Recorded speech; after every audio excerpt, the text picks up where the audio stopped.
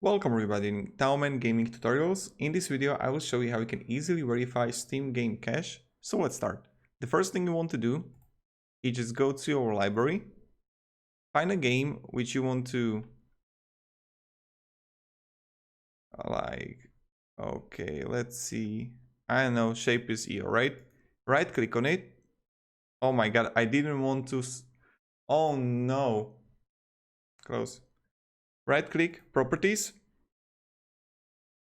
and then just click to local files and verify integrity of game files.